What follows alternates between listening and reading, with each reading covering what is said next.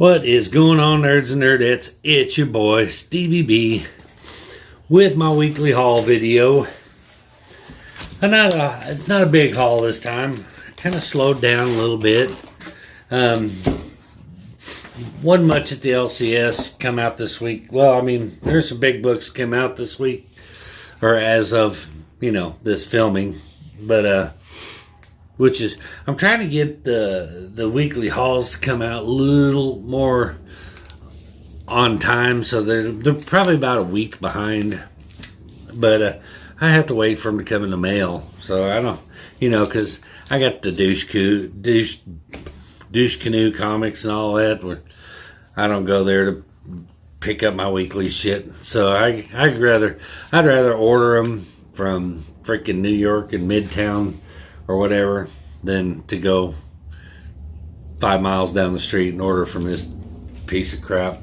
Anyway, but let's get the Midtown stuff out of the way first, because it's the same stuff everybody else is getting, as I say. Maybe not, but could be. Thought I'd try this one out from Aftershock. The Out of Body #1. Not really sure on this one. It sounded intriguing, so I thought I'd give it a shot. But anyway, now this one I was excited to get, because this one is cool. I am a huge fan of the movies. Not so much the spin-offs, the Annabelles and all that, but the Conjuring movie was amazing. So when The Conjuring, The Lover #1 came out, I was going to jump on that, and it's a 5-part mini, so I will get all 5 parts of these. So I'm excited for that. Love that. Another book I was excited to get, with one of my favorite characters and his daughter got their own book together. Crush and Lobo #1. So I don't know about this. I haven't read it yet, but it's got Lobo in it. It's got to be good, right? And his daughter, Crush. So happy to get that one. And this one's got a lot of heat on it. I ain't figured this out yet. Okay? Whenever there's multiple cover choices for a book, I always get the one that I think's that I like the best. And as long as it ain't marked up to a ridiculous $50, $60 price or something, if it's the same price and there's multiple covers and each cover is the same price, I pick the one I like best and I go with it. So when this book came out, I didn't get cover A, I got cover B because I like the cover better. And it is Nice House on the Lake #1. And for some reason, cover A is like blowing up already. Cover B, not so much. I'm like, it's the same book. But anyway, but this is a pretty hot comic right now anyway. Already. I mean, I just got this in the mail today, as in Monday.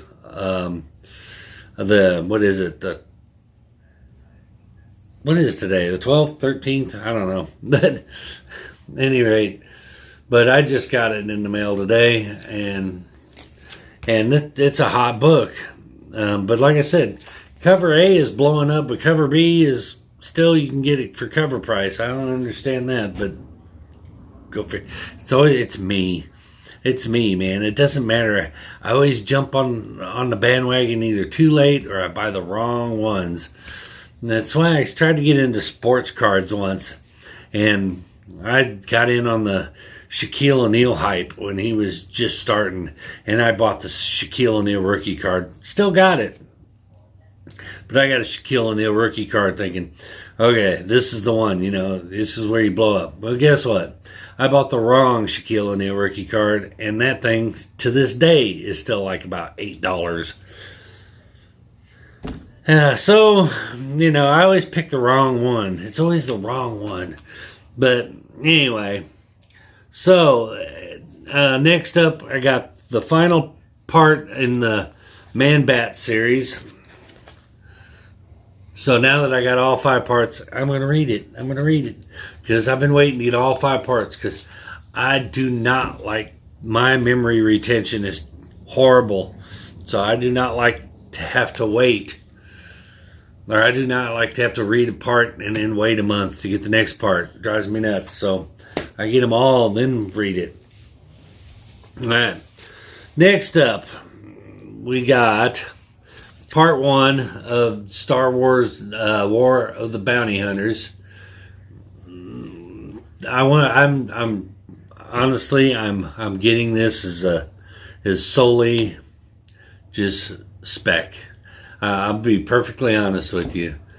The idea was to pick up these Star Wars books and then sell them later on. Who knows? Because I'm not a big fan of the Star Wars stuff anymore. I was when I was a kid, but not so much now. But if I can get it, get them in on the ground floor and then flip them around and buy some books that I want more with the money, gonna do it. I know y'all hear me talk about flippers and I talk to them in a negative connotation, but it's not really the flippers. I guess that it's everybody. We all flip books. I don't care who you are, who you pretend to be. You flip books. The biggest collector on here, Comic Fu. He's got like 20 copies of that House on the Lake. He flips books. We all flip books. There's nothing wrong with flipping books. I guess the one I have the problem with is the scalpers is more of an accurate term. The ones that go to the LCS and they snatch up and buy every copy of a book on there so you can't get one. So they can send it to CGC and have their $5 book, spend $50 on their $5 book and have it graded and turn around and sell it for $300. Those are the kinds I kind of got. Those guys are douchebags. But anyway, speaking of spec books and flipping, Darth Vader #7 I picked up because of this War of the Bounty Hunter stuff. Started picking up some of the Bounty Hunter first appearances. Then this one is the first appearance of B-Box, not to be confused with the Ninja Turtle villain. But B-Box and also Assassin Droid, IG-90. So, we'll see what happens. Alright, and these finally came in the mail. I've been waiting for months for these. But these are part of this. Now I'm caught up with them. I'm intrigued by this from Absolute Comics. These are a Kickstarter. And they're starting to gain a little traction with this universe, this White Widow universe. And I picked up one of the branch off titles, but most of them I'm just sticking with the core title. But I did pick up one of the I Make Boys Cry #1. But the White Widow stuff I'm kind of intrigued by. So I got this White Widow #5 variant. I have another copy of #5. But this one was the one I was waiting on the most. Was the White Widow #6. This variant. It's I love it. Just love it. The nice foil. That is such a cool variant. But anyway, I picked that up. Had to do it. And this one, I got, this one, it's funny. My friend Ryan Boone, he doesn't have any YouTube presence on here. He's just a friend of mine that he comes into where I work all the time. He's dabbling into comics. He's not a real full-blown collector, but he bought a mystery box from Kachun. That's right.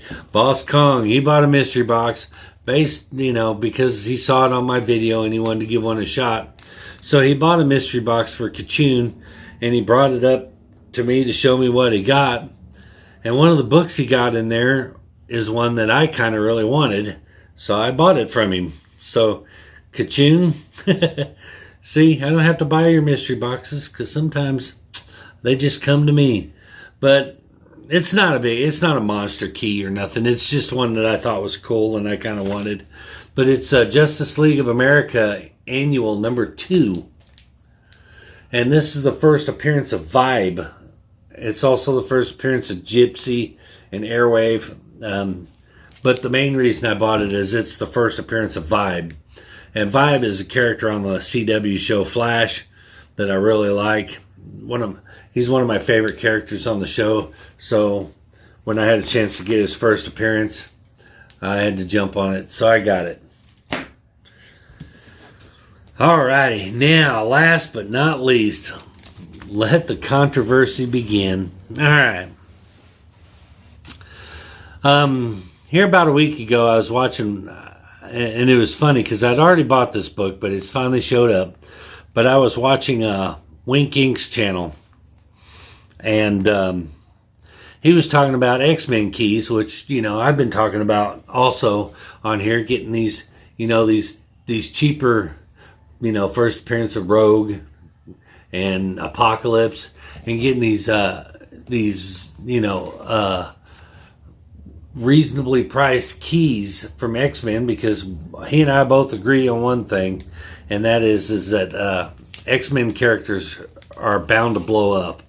The first appearance of Jubilee, I mean, it's inevitable that these books are going to blow up, and so snatching them up on the cheap right now, where you can get them for under $50, some of them are jumping up a little higher, but where you can get these books, man, jump on them. I'm telling you. But anyway, the reason I bring up Wink is because he said it was a little too late for, to jump on the Gambit train because the first appearance of Gambit is blown up. But is it really too late to jump on the first appearance of Gambit? I don't know, because I got the first appearance of Gambit for $50. And I'm looking at it, man, this thing is in near mint. Not a ding, not a crease, a little bit of a spine roll, but not bad on it. But I got the first appearance of Gambit for $50. So it is an attainable key if you just know where to look. See, X-Men Annual number 14. Here's where the controversy starts. Everybody's going to go, Stevie B, that is not the first appearance of Gambit. And you have to go by what the market dictates. What the market dictates. And when they say what the market dictates, what they really mean is, which one does CGC recognize as the first appearance of Gambit? So for that, I ask y'all, what constitutes first appearance? We've been over this with Wolverine and the Hulk 180 and 181. Now in Hulk 180, it shows a full panel of Wolverine. He says I'm Wolverine, and it announces his name, and people are like, that's got to be the true first appearance, even though it's not recognized by CGC, because we all know CGC dictates to us collectors what's popular and what's not, because we can't think for ourselves. But at any rate, another argument. But at any rate, and people are saying, well, that constitutes as a first appearance. So I ask you, 10 panels of Gambit with dialogue and his name identifying him as Gambit in the book. 10 panels with dialogue. You tell me, what about this makes it not a first appearance? Why is this a cameo? He has more in the story than he does in X-Men 266. This is, by every definition of the term, the first appearance. He is involved in the storyline. He has multiple panels with dialogue. He is identified as Gambit. This is the first appearance of Gambit, in my opinion. Yes, it is not the valuable book. It is not the $266 that everybody's paying insane prices for. And it is not recognized by CGC. By CGC, it's the first cameo appearance. It's a cameo. But it predates 266. And everything about it is the very definition of first appearance. And I got it for $50. You're saying, well, good for you, Steve, and you could be right. You have a very valid argument that for the first appearance of Gambit, but does it really matter, because it's not the book that's going for $200 right now on eBay. And you're right, it's not. And will it ever be as valuable as 266? Probably not. But here's what happens: people start arguing. You start that debate and that controversy, and then collectors start going, well, and it's been proven with Hulk 180. The collectors are like, well, I want the first appearance. So which is it? Hulk 181 or 180? Well, fuck it. I'm going to go buy 180 just so I have them both. And the price of Hulk 180 starts shooting up. Controversy. Controversy creates desire. People are going to want this book.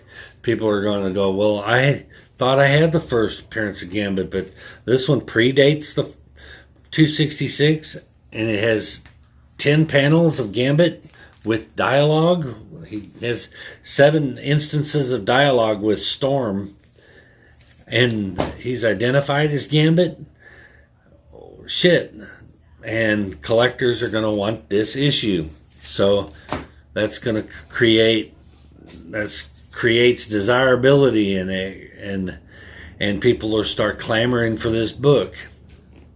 So this book is going to spike. It's going to be probably never be as high in value as 266, but it's going to be a desirable book, and it's gonna the interest in this book is going to go up, and the price is going to go up, and eventually, especially if Gambit ever shows up in the MCU, which we all know he's going to, this book is going to spike just as much, and it'll be just as big a key as 266. May not be as valuable as 266. Don't twist my words, but just as important. It'll be just as important of a key as 266, in my opinion. But anyway, there you go. Let the controversy begin. You can argue with me in the comments all you want. You probably won't change my mind, but you might bring up some interesting points. But I think the main point will be he's not in his official Gambit costume in this. Doesn't matter. I mean, there's a million first appearances out there where they're not actually in costume. Jason Todd, for just the Robins, only because I know about those. But Tim Drake, Jason Todd, Damian Wayne, I mean, just the Robins. Their first appearance is recognized as CGC as their first appearance, not in costume. So just because he's not in costume does not mean it's not his first true appearance, or however you want to look at it. But anyway, that is my haul video. Gone into 20 minutes, trying to cut them back, trying to keep them around 15 to 20. But let me know what you think. I'd love to hear your comments in the comment section, and love to hear your opinions. I always love to get some insight from the community. But that's why I do the haul videos. Love your insight. But that being said, that's going to bring an end to this haul video. And we'll see you in the next one. Before you go, be sure, like my shit, comment on my shit, subscribe to my shit, and turn that bell on so you don't miss my new shit. Because we teaching shit here. We'll see you on the next shit. Peace.